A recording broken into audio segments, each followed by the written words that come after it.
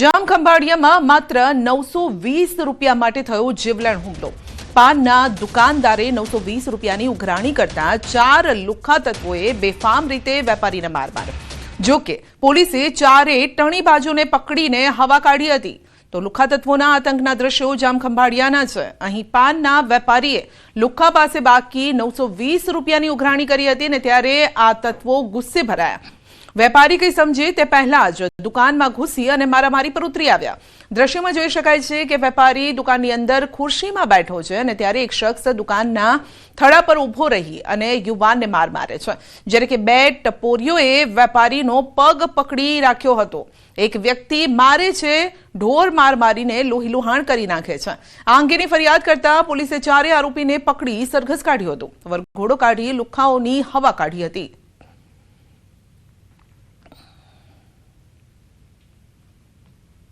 જૂનાગઢમાં યુવકે પ્રેમિકા સામે જ આપઘાત કર્યો।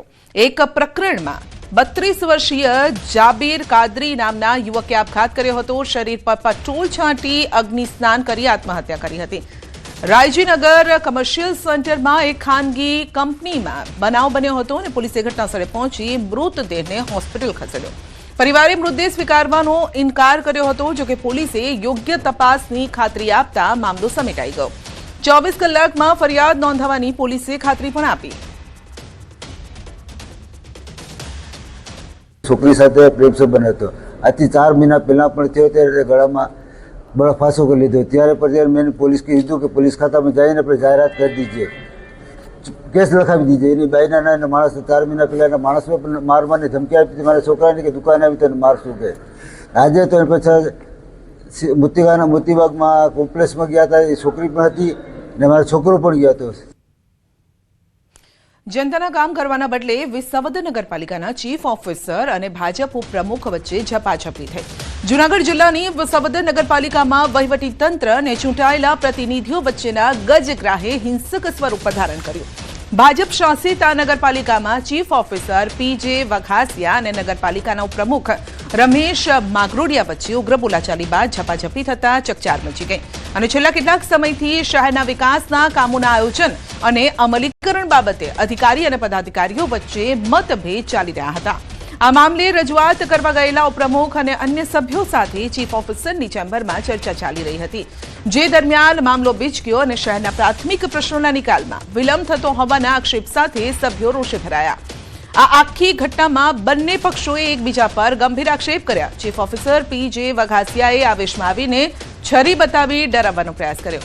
આ બઘાટી બાદ બંને પક્ષો વિસાવદર પોલીસ સ્ટેશન પહોંચ્યા। ચીફ ઓફિસર અને ઉપપ્રમુખે એકબીજા વિરુદ્ધ લેખિતમાં ફરિયાદ કરવા માટે અરજી આપી।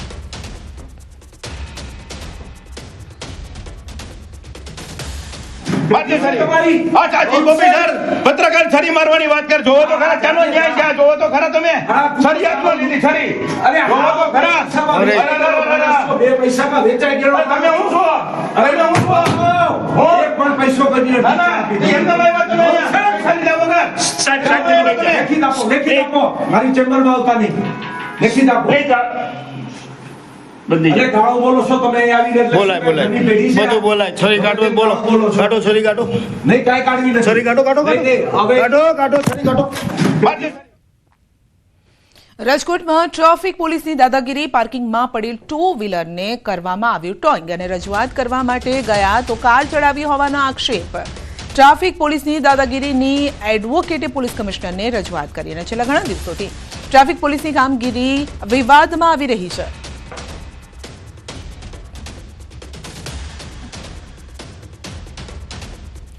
તો ટ્રાફિક પોલીસની દાદાગીરી અહીં સામે આવી છે, જેનો વિડીયો પણ સામે આવ્યો છે। પાર્કિંગમાં રહેલું 2 વ્હીલર ટો કર્યું હતું અને રજૂઆત માટે ગયા તો કાર ચઢાવી હોવાના આક્ષેપ કરી દીધા।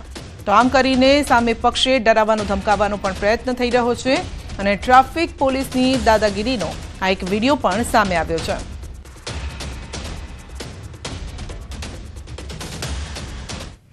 બનાસકાંઠા બાદ પાટણમાં પણ ઠાકોર સમાજના બંધારણના લીરે લીરા ઉડ્યા છે।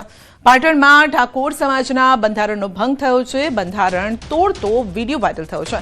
સાંતલપુરના કોરડા ગામે બંધારણનો ભોગ ઠાકોર સમાજના આગેવાને જ સમાજનું બંધારણ તોડ્યું છે।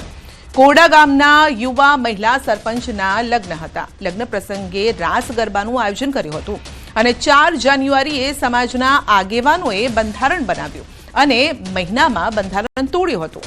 કોરડા ગામે ઠાકોર સમાજના આગેવાન મગનજી ઠાકોર જ બંધારણ તોડતા જોવા મળ્યા. લગ્ન પ્રસંગે રાસ ગરબાનું આયોજન કરી ભપકાદાર લગ્ન પ્રસંગ કર્યો. લગ્ન પ્રસંગે ડીજે અને રાસ ગરબા પર પ્રતિબંધ હોવા છતાં આયોજન કર્યું. તો વધુ અપડેટ મેળવીશું સંવાદદાતા અશરફ પાસેથી. જી અશરફ, એક તરફ બંધારણ બનાવવામાં આવે છે અને બીજી તરફ તેનો ઉલાડિયો થઈ રહ્યો છે. બિલકુલ સંધ્યા, એક બાજુ ઠાકોર સમાજના આગેવાનો દ્વારા સમાજનો હિત વિચારીને વિવિધ મુદ્દાઓને લઈને ક્યાંક બનાસકાંઠાના ઓવડ ખાતે બંધારણ ઘડ્યું હતું, પરંતુ આ જ બંધારણના ક્યાંક સમાજના જ આગેવાનો તોડતા હોવા 2 ઘટનાઓ સામે આવી છે. અગાઉ બનાસકાંઠાથી અને આ વરિંજી સામે આવી છે તે સાતલપુરના કોરડા ગામે છે. મહત્વની વાત છે કે જે મગનજી ઠાકોર છે તેમના દીકરી કુમકુમ અને તેમના દીકરા ભાવેશના લગ્ન હતા. તે દરમિયાન ડીજે રાસ ગરબાની પાર્ટીનું આયોજન કર્યું હતું. જે મહત્વની વાત છે કે ડીજે રાસ ગરબાનું સમાજનું જે બંધારણ ઘડ્યું હતું તેમાં પ્રતિબંધ મુકાયો હતો, પરંતુ અહીંયા સમાજના જે આગેવાન છે મગનજી ઠાકોર, જેઓ કોરડા ગામના પૂર્વ સરપંચ છે અને હાલ તેમને દીકરી જેના લગ્ન હતા કુમકુમ, તે ચાલુ સરપંચ, એટલે કે જે સમાજના આગેવાનોએ સમાજના હિત માટે બંધારણ ઘડ્યું હતું. સૌથી પહેલા જેને અમલ કરવું જોઈતું હતું, જેને જોઈને અન્ય સમાજના આગેવાનો કરે, પરંતુ અહીંયા જે બંધારણ ઘડવામાં હાજર છે, જે આગેવાનો સાક્ષી પૂરે છે, તે જ આગેવાનો ક્યાંક બંધારણ તોડી રહ્યા છે. એટલે કે ક્યાંક સમાજના બંધારણ જે પકડ અને જે અસર થવી જોઈએ અન્ય નાના ઘરોમાં, તે પકડ ક્યાંક છૂટી રહી છે, કારણ કે સમાજના આગેવાનો જ અહીંયા તો બંધારણ તોડી રહ્યા છે. સંધ્યા જી અશરફ, કારણ કે એ સમયે પણ જ્યારે આ પ્રકારની મિટિંગોનું આયોજન થતું હતું ત્યારે સ્ટેજ પરથી જ આગેવાનો પોતે કહેતા હતા કે જે નિયમો છે તેનું પાલન જે સ્ટેજ ઉપર બેઠા છે એ લોકોને પહેલા કરાવજો, પછી સામે બેઠા છે એ લોકોને કરવાનું છે. પરંતુ અહીંયા તો એ આગેવાનો જ આ નિયમો તોડી રહ્યા છે. 2 દિવસ પહેલા પણ આવી રીતે જ જે ગાયક કલાકાર છે તેમણે પણ આ રીતે નિયમો તોડ્યા હતા અને તેને લઈને એક અલગ જ વિરોધ શરૂ થયો હતો કે સમાજમાંથી બરતરફ કરો અને એ પ્રકારની વાતો થઈ હતી. શું અહીંયા આગેવાનની વિરુદ્ધ પણ એ જ પ્રકારનો માહોલ જોવા મળી રહ્યો છે? બિલકુલ સંધ્યા, સમાજના આગેવાનો મંચ ઉપર તો ક્યાંક બેસીને નિયમો તો ઘડ્યા હતા, પરંતુ તે જ સમાજના આગેવાનો હાલ બંધારણ તોડે છે. મહત્વની વાત છે કે મગનજી ઠાકોરના ઘરે જ્યારે લગ્ન પ્રસંગ હતો ત્યારે રાધનપુરના ધારાસભ્ય લવિંગજી ઠાકોર જે બંધારણ ઘડાયું ત્યારે હાજર હતા. એ જ લવિંગજી ઠાકોર ક્યાંક મગનજીના ઘરે પણ ગયા હતા.